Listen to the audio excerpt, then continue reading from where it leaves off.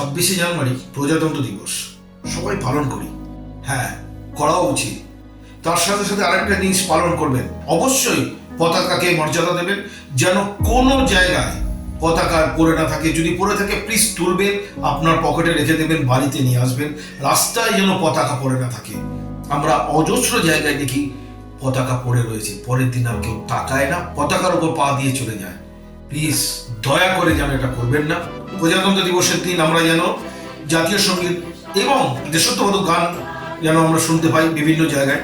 কোনো লালে লাপ্পা হিন্দি গান নয়। দেশকে ভালো না বাঁচতে পারলে তাহলে কিন্তু কোনো জাতি বড় হতে পারে না, এটা খোঁজ 24 মনে করে। সেই জন্য আপনাদের কাছে এই বার্তাটা আমরা দিলাম। খোঁজ 24, সত্যের খোঁজে, সত্যের সাথে।